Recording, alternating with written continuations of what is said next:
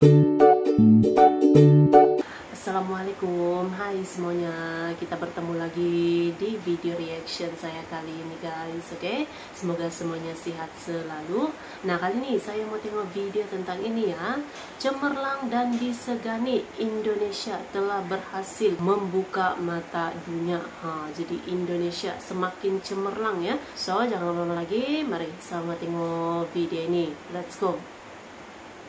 Saudara-saudara sekalian, setiap saya keliling Indonesia disegani. Kurang 1 bulan menjabat, saya sudah dihormati. Bukan Prabowo yang dihormati, Indonesia yang dihormati. Kenapa Indonesia dihormati? Indonesia dihormati karena ekonomi Indonesia dianggap berhasil dengan sangat cemerlang.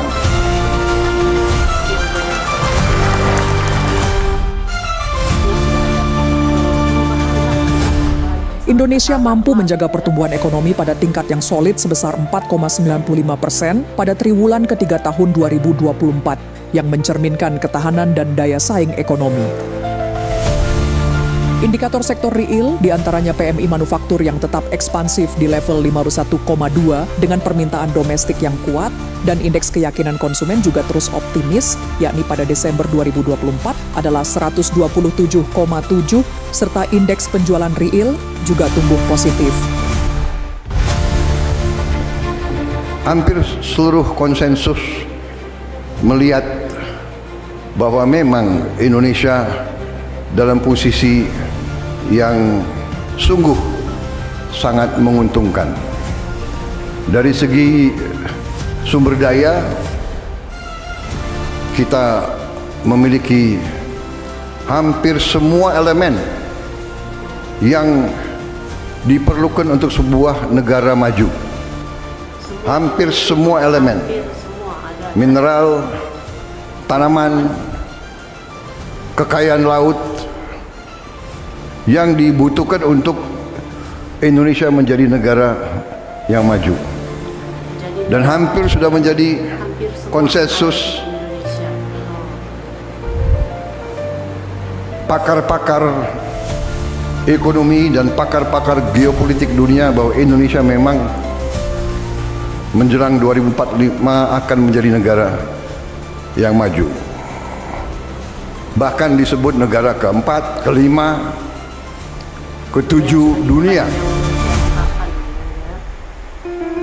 Dan kita juga memberikan untuk rumah tangga. Oleh karena itu, dalam menjaga momentum pertumbuhan ekonomi tetap bagus, pemerintah Presiden Prabowo telah mengeluarkan berbagai paket stimulus ekonomi yang telah dirilis di akhir 2024 lalu, seperti bantuan pangan atau beras, diskon listrik 50% untuk 2 bulan, PPN DTP properti dan otomotif, serta insentif PPH pasal 21 DTP untuk sektor padat karya.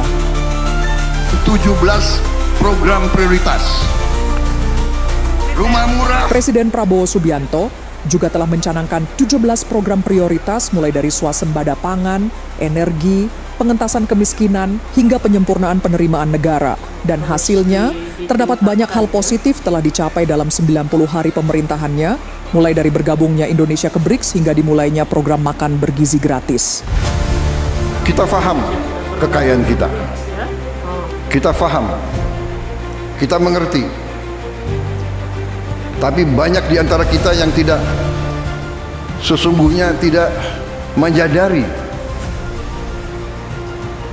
apa efek, apa impact daripada kepemilikan kita terhadap sumber-sumber daya tersebut.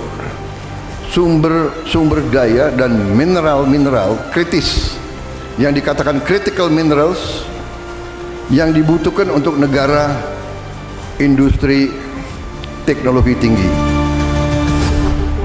Jadi 28 komoditas kita buat hilirisasi. Nah, itu total investasi sekitar 600,9 miliar US dollar. Inilah yang menjadi pikiran Bapak Prabowo.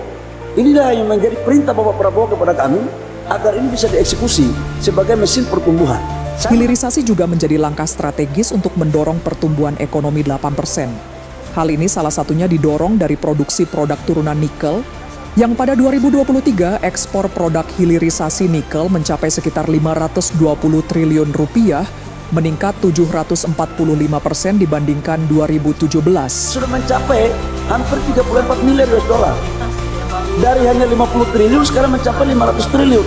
Bayangkan, negara dapat berapa itu PPh pasal 21, PPh pada kontraktor, royalti, multiplier efek dari ekonomi. Inilah yang membuat menciptakan kawasan-kawasan pertumbuhan ekonomi baru.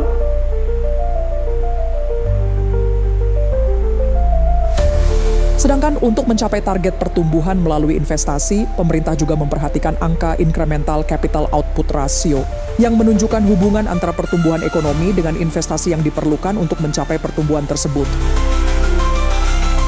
Program pembiayaan untuk sektor produktif akan dilanjutkan juga di 2025. Untuk pembiayaan UMKM melalui program KUR, KEK akan menjadi pusat pengembangan sektor strategis termasuk untuk peningkatan transformasi digital dan sumber daya manusia.